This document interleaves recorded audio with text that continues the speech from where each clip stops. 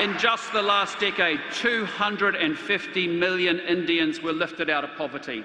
The number of airports more than doubled to 157. About 95,000 kilometres of brand new highways have been built. I'm telling you, that's enough to drive from New Zealand to India and back again 8 times.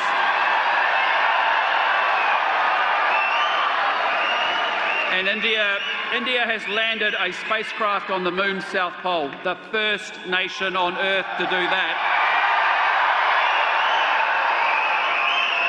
It hosted the G20 and it will soon be the world's 3rd largest economy.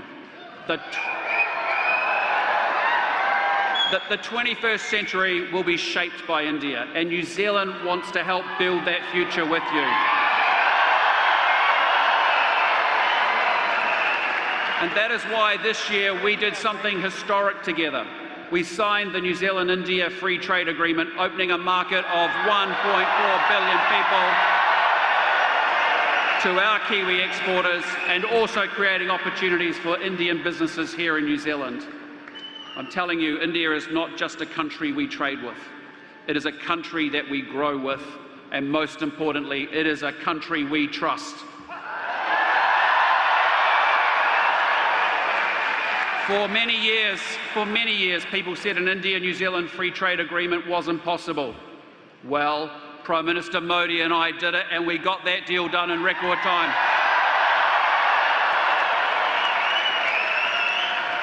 And our FTA will raise the living standards of our people in India and in New Zealand.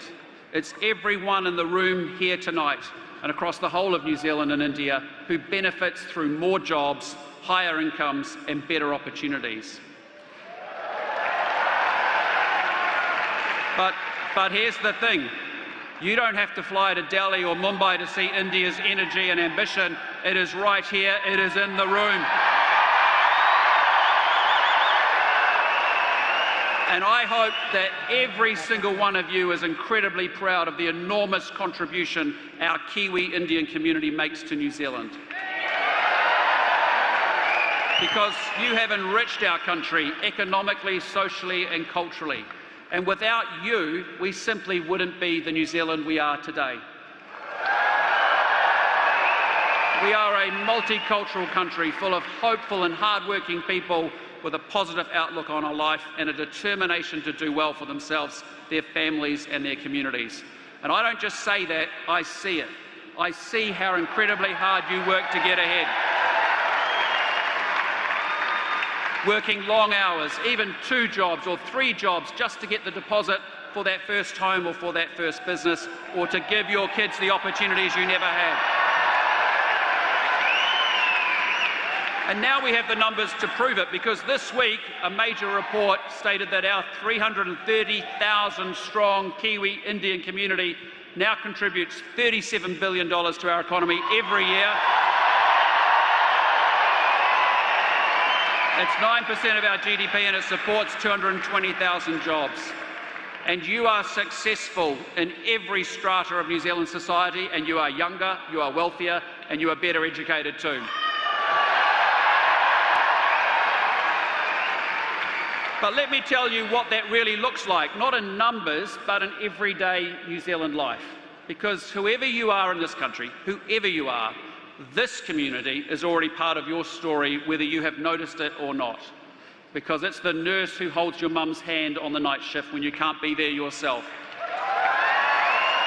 It's the doctor in the emergency department at 3 in the morning, and it's the GP who finally gets your kids seen.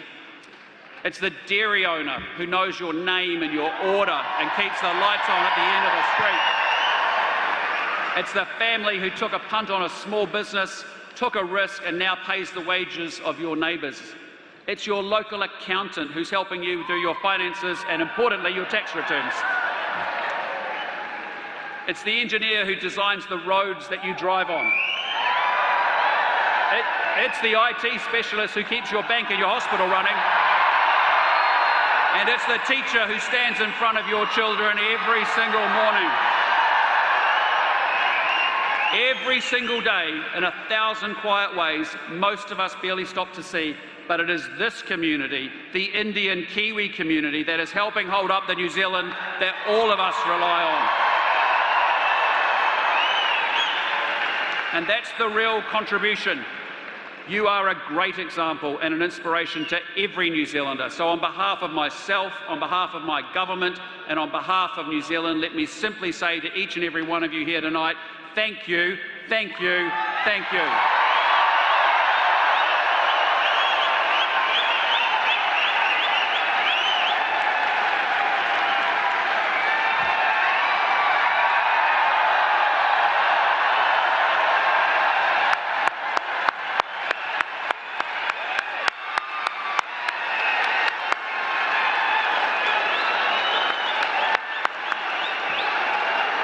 Sit down. Ladies and gentlemen, thank you.